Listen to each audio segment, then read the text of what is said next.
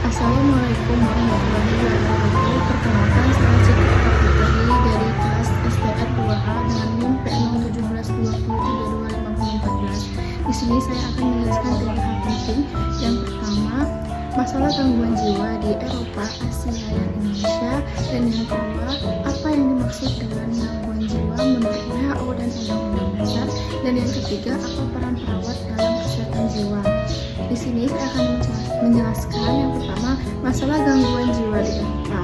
Kondisi umum, Eropa merupakan salah satu wilayah dengan sistem kesehatan mental yang cukup maju. Namun, jumlah penderita gangguan jiwa juga sangat tinggi. Diperkirakan sekitar 1 dari 6 orang dewasa di Eropa mengalami kesehatan mental setiap tahun. Gangguan yang paling sering ditemukan, depresi, gangguan kecemasan, penyalahgunaan alkohol, dan demensia pada usia. Penyebabnya yang pertama, tekanan pekerjaan, saingan kerja yang tinggi menyebabkan stres berkepanjangan. Yang kedua, kesepian. Banyak masyarakat hidup sendiri sehingga kurang memiliki hubungan sosial. Dan yang ketiga, populasi lansia. Jumlah lansia di Eropa terus meningkat sehingga kasus demensia, depresi jumlah meningkat. Dampaknya, produktivitas kerja menurun, angka bunuh diri masih cukup tinggi di beberapa negara, beban ekonomi besar karena biaya pengobatan, dan yang terakhir menurunnya kualitas hidup masyarakat.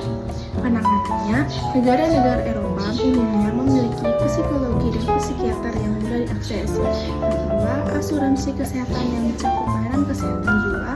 Yang ketiga, program konseling di sekolah. Dan yang terakhir, kampanye kesehatan mental. Tantangannya, walaupun fasilitas baik, masih ada masalah seperti antrian layanan kesehatan mental yang panjang, kekurangan tenaga psikolog, dan stigma terhadap penderita gangguan jiwa di sebagian masyarakat. Dan yang kedua, masalah gangguan di negara Asia, yaitu saya memilih negara Jepang. Kondisi umum, Jepang merupakan salah satu negara dengan tingkat stres yang tinggi. Gangguan yang paling banyak ditemukan, depresi, gangguan kecemasan, bunuh diri, dan burnout. Penyebabnya, budaya kerja yang berat, masyarakat Jepang terkenal memiliki jam kerja panjang. Akibatnya, masyarakat mengalami kelelahan, depresi, dan stres. Bahkan terdapat istilah karoshi, yaitu kematian akibat bekerja berlebihan. Kemudian ada tekanan sosial. Masyarakat Jepang memiliki budaya menjaga nama baik sehingga banyak orang memendam masalah sendiri. Yang terakhir, kesepian. Banyak orang hidup sendiri, fenomena lansia hidup sendirian dan remaja menarik diri dari lingkungan. Dampaknya, tingkat bunuh diri cukup tinggi meskipun telah menurun beberapa tahun terakhir. Banyak pekerja mengalami burnout dan fenomena hikikomori mencapai ratusan ribu hingga lebih dari 1 juta orang menurun berbagai perkiraan. Penanganannya, pemerintah Jepang melakukan berbagai upaya, konseling ke sekolah, klinik kesehatan mental, hotline bunuh diri, dan kampanye mengurangi stigma. Tantangannya, masih terdapat budaya yang menganggap gangguan mental sebagai sesuatu yang memalukan sehingga banyak penderita terlambat mencari bantuan. Dan yang terakhir, masalah gangguan jiwa di Indonesia. Kondisi umum, Indonesia masih menghadapi berbagai masalah kesehatan jiwa. Gangguan yang sering ditemukan, depresi, gangguan kecemasan, skizofrenia, gangguan akibat penyalahgunaan narkoba, dan gangguan mental emosional. Penyebabnya yang pertama adalah faktor ekonomi, yaitu kemiskinan, pengangguran, hutang, dan kesulitan memenuhi kebutuhan hidup. Yang kedua, kurangnya pengetahuan. Masih banyak masyarakat yang menganggap gangguan jiwa disebabkan oleh kutukan, kerasukan, dan hitam. Padahal gangguan jiwa merupakan penyakit yang dapat diobati. Yang terakhir adalah stigma.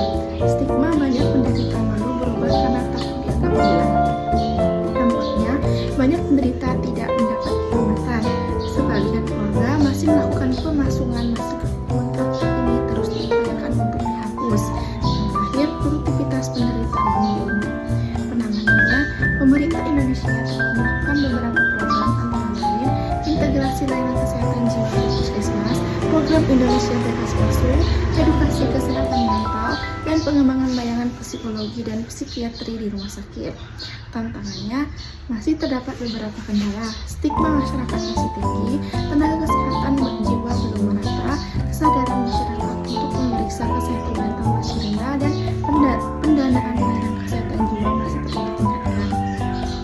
Yang kedua, saya akan menjelaskan apa gangguan jiwa menurut Menurut WHO, kesehatan jiwa adalah kondisi kesejahteraan mental yang memungkinkan seseorang mampu mengatasi tekanan hidup, menyadari kemampuan yang dimiliki, belajar dan bekerja dengan baik, serta berkontribusi kepada masyarakat.